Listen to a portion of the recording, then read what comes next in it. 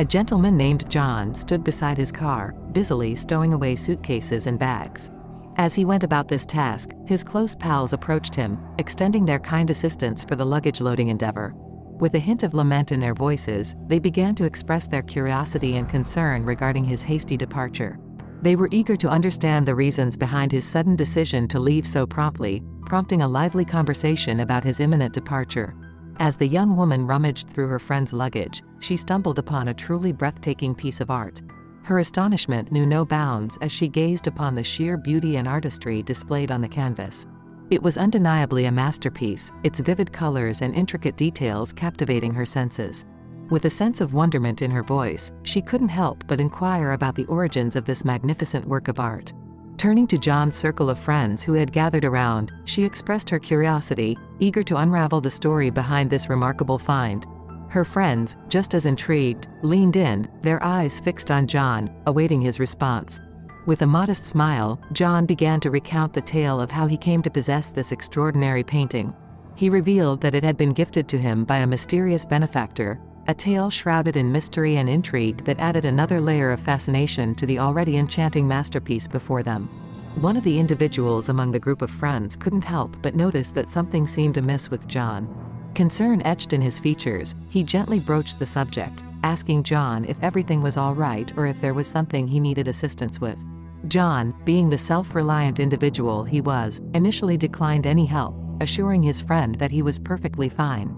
However, this caring friend continued to persist, showing genuine concern for John's well-being. He reiterated his willingness to lend a helping hand, emphasizing that if John ever found himself in need, he shouldn't hesitate to reach out. The air around them grew increasingly curious, as each member of the group couldn't help but wonder about the underlying reasons for John's seemingly abrupt departure. John, sensing their curiosity and wanting to explain, decided to share a somewhat lighthearted excuse. He humorously mentioned that he was experiencing a case of cabin fever, and that his itchy feet were yearning for a change of scenery, which had prompted his early departure. This explanation, while lighthearted, left his friends both amused and still intrigued by the mystery of his departure. In a particular scene, a young woman stumbled upon an arrow and couldn't resist the urge to ask about it. Holding the arrow in her hand, she inquired if they should try pulling it back, her curiosity getting the better of her. One of her friends, with a playful tone, quipped by asking what sort of quarry she might be planning to hunt with it. John, always quick with a response, chimed in promptly. He humorously suggested that perhaps she had her sights set on a deer as her potential target, injecting a bit of levity into the situation. A boy and a girl were cruising on a motorbike, heading toward John's place to rendezvous with the rest of the gang. After some friendly introductions, as the group grew in size, they once more turned their attention to John's impending departure. Eager to understand the mystery behind it, they queried John about the reason, to which he initially responded with a vague, "It's a personal matter." In an attempt to lighten the atmosphere and shift the focus, John decided to extend a friendly gesture. He offered everyone a refreshing green beer as a way to kick back and relax. The offer was met with enthusiastic cheers from all, and for a moment, spirits were lifted. However, the group's curiosity about John's departure remained persistent. Their collective insistence eventually wore him down, and he relented, agreeing to share the reason behind his upcoming departure.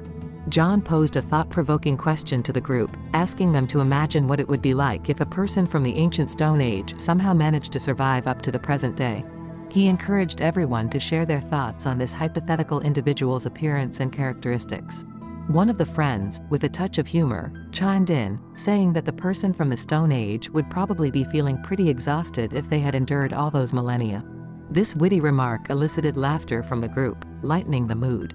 As the conversation continued, each member of the group eagerly shared their imaginative ideas about what this ancient individual might look like and how they would adapt to the modern world. John, in particular, listened with keen interest, enjoying the diverse range of ideas from his friends. Amidst the lively discussion, one of the girls suddenly inquired if anyone was feeling hungry, diverting the conversation momentarily. It was in this pause that John decided to drop a bombshell revelation. He confessed to being a 14,000-year-old man. This revelation left everyone in the group utterly shocked and struggling to believe what they had just heard.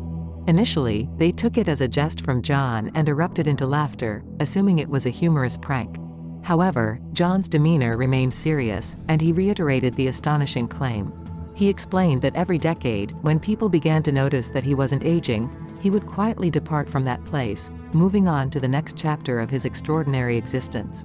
Intrigued and still in disbelief, the group listened as John recounted historical events with impeccable accuracy, events spanning thousands of years. He posed a perplexing question to them, asking how he could possess such detailed knowledge of historical events without any prior information. It was this remarkable ability to recall events from his own personal memories that served as compelling evidence supporting his incredible claim of being a 14,000-year-old being. John went on to provide more insight into his remarkable journey. When he first realized that he wasn't aging like others, he was unsure whether it was a curse or a blessing. As time passed, he began to believe that he had a specific mission or purpose to fulfill in his extended life. However, in the midst of his explanation, John's phone began to ring, prompting him to step into another room to answer the call. On the other end of the line was Ellie, and upon hearing her voice, John beckoned Sandy to join him in the room. Once Sandy was there, John asked if she had Ellie's midterm exam results handy. With compassion in his voice, John reassured Ellie that despite receiving a D grade, she had actually passed the exam with a C+. His words were intended to console her and offer encouragement, even in the face of a less-than-ideal grade. When John returned to the group, they eagerly encouraged him to continue his intriguing tale. With lunch spread out before them, they settled in to hear more of John's story. Curiosity continued to flow as one of the girls asked John about the place of his birth. John replied with a touch of nostalgia, admitting that he couldn't pinpoint the exact location, but he could recall snippets of his early memories: a forest, majestic mountains, endless tundra, bustling freeways, sprawling urban landscapes, and even memories of enjoying Big Macs beneath the iconic Eiffel Tower. John reminisced about an unusual episode from his past, mentioning that back in 1862 in Belgium, he found himself behind bars for attempting to falsify a government application. This revelation left everyone in the group baffled and uncertain, wondering if he was being truthful or perhaps jesting. Puzzled by John's confessions, they inquired why he was sharing these seemingly outlandish stories. John's response was simple. He wanted to bid a friendly farewell to everyone in his own unique way. Concerns grew among the group, and some began to suspect that John might be dealing with a mental health issue. Undeterred, John shifted his focus and began to pick up boxes, preparing to load them into a car as he moved forward with his departure plans. The atmosphere took an unexpected turn, becoming a blend of romance and deep emotion. A young woman stood beside John's car, her heart heavy with affection. With teary eyes, she mustered the courage to confess her profound love for John, reminiscing about their initial encounter. Moved by her heartfelt confession, John gently expressed his own feelings, letting her know that he cared deeply for her as well. However, he regretfully explained that he couldn't pursue a romantic relationship any further because, in his own words, he considered himself a caveman. Amidst this emotional moment, another girl in the group brought up the topic of cave art, specifically mentioning rock art at Les Izzy's. John, with a touch of nostalgia, replied that this art was created by a man named Giraud, subtly reinforcing his belief that he truly was a caveman. John's colleagues remained skeptical and dismissed his extraordinary knowledge as something he might have acquired from textbooks. Undeterred, John continued his recollection, sharing that he had ventured to the east in pursuit of warmer climates.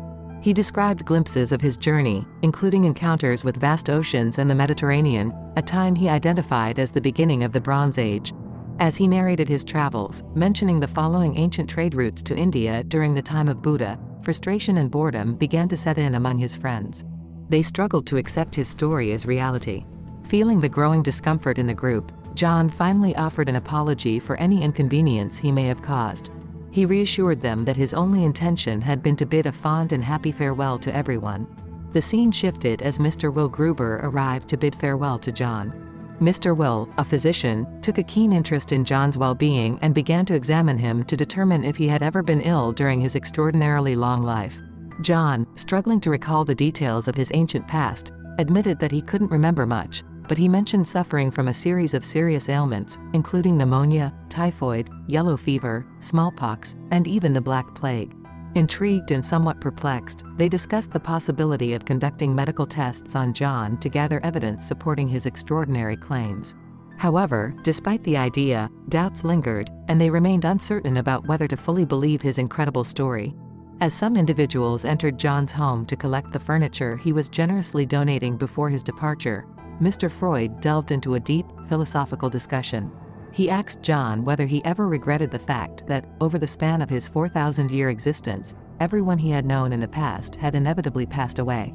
John's response was filled with emotion as he admitted to feeling the sorrow of losing countless people throughout his long life. Mr. Will continued to probe, inquiring about John's children and wives. This question brought out even more emotions in John, who responded that he had learned to move on. However, Mr. Will's tone took a darker turn as he began to hurl taunts and emotionally charged accusations at John, even going so far as to compare him to a vampire. The tension escalated when Mr. Will momentarily brandished a pistol, seemingly contemplating a drastic action.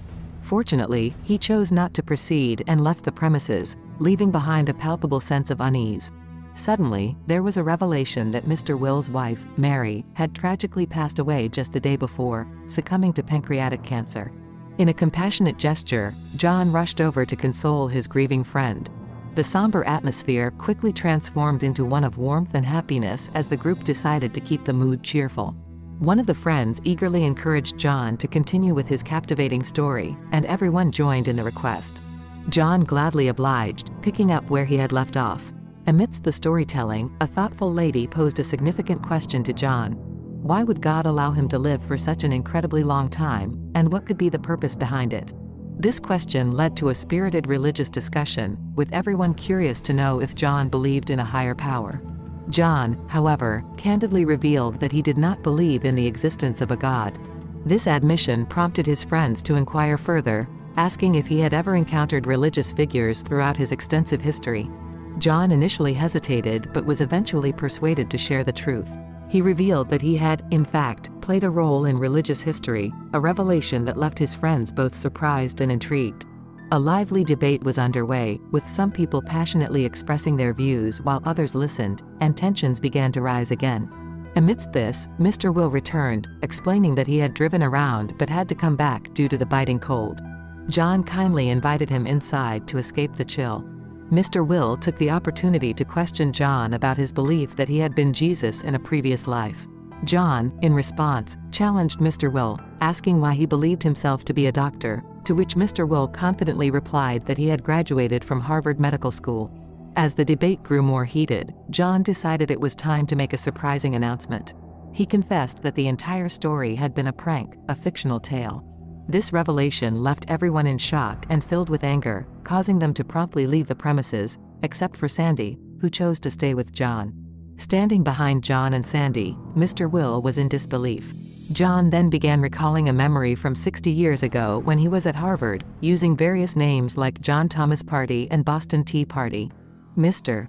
Freud, shaken by the names, started to panic. He asked if John had taught chemistry there, and John responded by revealing that his mother's name was Nola. The shocking truth dawned on Mr. Will. John was his father. Overwhelmed by this revelation, Mr. Will suffered a sudden heart attack. Despite the efforts to call 911 for assistance, tragically, Will succumbed to a heart attack and passed away. This ending puts everybody in a strong belief that John was not pranking or lying.